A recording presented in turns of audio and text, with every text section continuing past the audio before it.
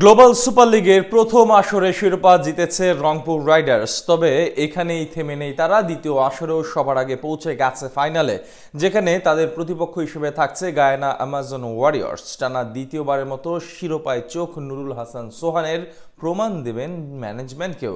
তবে টানা দ্বিতীয় শিরোপা জয়ের জন্য ফাইনালে কেমন একাদশ নিয়ে মাঠে নামবে রংপুর, সেটাই জানবো প্রতিবেদনে। দুই সিজনে একটি করে শিরোপা জয় করা যেখানে এক অসাধারণ অর্জন, সেখানে যদি সেটা হয় 2 বছরে দুবার তবে তো কোনো কথাই নেই। আর সেদিকেই তো এগিয়ে যাচ্ছে রংপুর রাইডার্স। গ্লোবাল সুপার লিগের প্রথম আসরে শিরোপা জয় করে নিয়েছিল রংপুর রাইডার্স। এখন চলছে টুর্নামেন্টের দ্বিতীয় আসর, যেখানে প্রথম দল হিসেবে সবার আগেই ফাইনালে পৌঁছে যায় নুরুল হাসান সোহানের দল। প্রথম 3 ম্যাচে 3 জয়ে নিশ্চিত হয় তাদের ফাইনাল ম্যাচের টিকিট। অন্যদিকে তাদের প্রতিপক্ষ হিসেবে থাকা গায়ানা অ্যামাজন ওয়ারিয়র্স গ্রুপ পর্বে 4 ম্যাচের মধ্যে 3টিতে জয় তুলে নিয়ে নিশ্চিত করেছে তাদের ফাইনালের টিকিট। প্রথম আসরটি দুর্দান্ত কাটানোর পরে দ্বিতীয় আসরের শিরোপা নিজেদের করে নেয়ার স্বপ্ন দেখছে রংপুর রাইডার্স। 19 তারিখ বাংলাদেশ সময় ভোর 5টায় ফাইনাল ম্যাচে গায়ানার মুখোমুখি হবে রংপুর রাইডার্স। এবারেও শিরোপা জয়ের ব্যাপারে আত্মবিশ্বাসী থাকতে হবে নুরুল হাসান সোহানকে।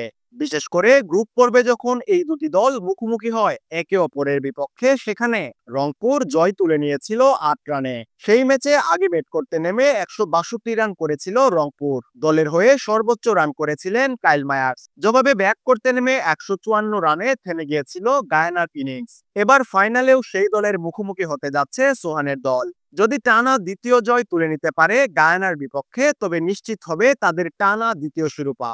তবে সেই লক্ষ্যে কেমন একাদশ নিয়ে মাঠে নামবে রংপুর রাইডার্স, চলুন সেদিকে চোখ রাখা যাক।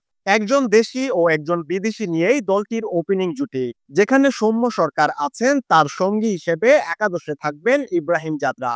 শেষ ম্যাচে রানের দেখা পেয়েছে সৌম্য, যা দলের জন্য ইতিবাচক। বিপিএল এ বরিশালের হলেও গ্লোবাল সুপার লিগে রংপুরে খেলেন কাইল মায়ার্স। দলের অন্যতম সেরা খেলোয়াড় তিনি, ব্যাটে বলে রাখেন দারুণ অবদান। 3 নম্বর পজিশনে খেলতে দেখা যাবে তাকে।